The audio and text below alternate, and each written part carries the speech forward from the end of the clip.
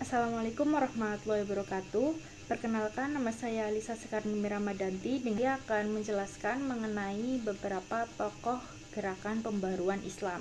Gerakan pembaruan Islam ini merupakan suatu gerakan yang muncul ketika para cendekiawa Islam mulai sadar untuk melakukan gerakan pembaruan setelah tertinggal jauh dengan dunia barat pada masa itu. Gagasan pembaharuan dunia Islam ini pertama kali muncul di wilayah Turki Utsmani dan dipelopori oleh Sultan Mahmud II.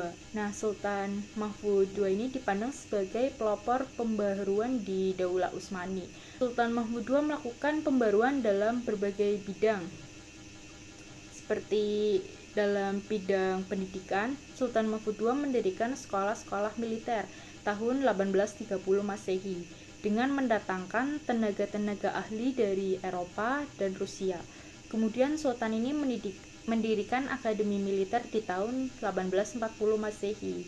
Sultan Mahmud II juga mengirim banyak pelajar-pelajar ke Eropa untuk mendalami ilmu kemiliteran. Gerakan pembaruan di bidang pendidikan ini terus berjalan. Selain mendirikan madrasah yang mengajarkan pendidikan agama, beliau juga mendirikan sekolah-sekolah umum yang secara intens mengkaji materi pembelajaran umum yang sebelumnya masih dianggap kafir oleh sebagian ulama. Dan selain itu ada sikap berani dari Sultan Mahmud II dalam melakukan gerakan pembaharuan, yaitu melakukan perubahan dalam tradisi Utsmani, termasuk menghapus keputusan kedudukan sultan.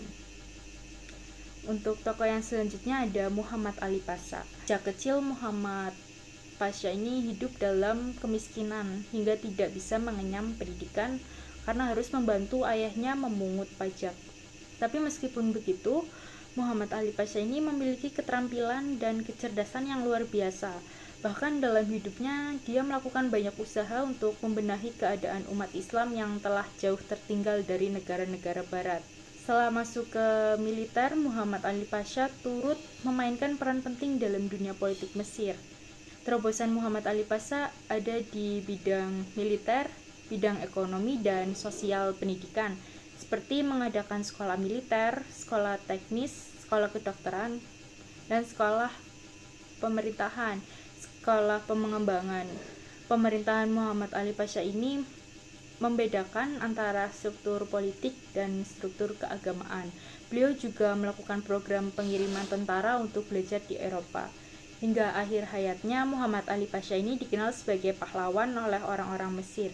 Walaupun sebenarnya dia tidak dilahirkan di Mesir dan tidak bisa berbahasa Arab, tetapi keinginannya untuk membangun dan meningkatkan sumber penghasilan ekonomi bagi negara Mesir itu sangat besar, sehingga dia dijadikan pahlawan oleh masyarakat Mesir. Di Indonesia juga ada beberapa tokoh pembaruan Islam. Salah satunya ada Kiai Haji Ahmad Dahlan, yaitu pendiri dari organisasi Muhammadiyah. Kiai Haji Ahmad Dahlan itu tidak pernah puas dengan belajar dengan satu guru. Beliau belajar dari berbagai guru dan dari berbagai disiplin ilmu. Pembaruan yang dilakukan oleh Kiai Haji Ahmad Dahlan yang pertama adalah ada pembentukan paham salafi yang mengutamakan pemurnian ibadah dan akidah. Hal ini karena pada masa itu masyarakat Indonesia dikenal lebih banyak mempercayai takhayul dan juga syirik. Yang kedua ada paham reformis atau moderni. Gerakan ini menuju pada pembaruan di bidang pendidikan, politik, sosial, dan budaya. Kemudian Kiai Haji Ahmad Dahlan ini mendirikan sebuah organisasi Islam yang saat ini kita kenal dengan Muhammadiyah pada tanggal 18 November tahun 1912 yang bergerak di bidang keagamaan, pendidikan, sosial budaya, dan kesehatan. Tujuan dibentuknya organisasi ini pada saat itu dia mengharapkan agar dapat memberikan pelajaran agama kepada para anggota. Itu diberikan tanggapan positif oleh Budi Utomo dan mereka meminta agar Kiai Haji Ahmad Dahlan mengumpulkan sekolah yang diatur secara organisasi. Saran ini kemudian berhasil diselesaikan pada tahun 1911 dengan mendirikan sekolah dengan sistem sebagaimana sekolah Belanda, bukan lagi belajar di masjid atau di musola. Sekolah ini juga tidak hanya mengajarkan tentang agama, melainkan banyak mengajarkan tentang pelajaran umum. Nah, alasan berdirinya Muhammadiyah adalah karena pada saat itu pendidikan Islam tidak maju.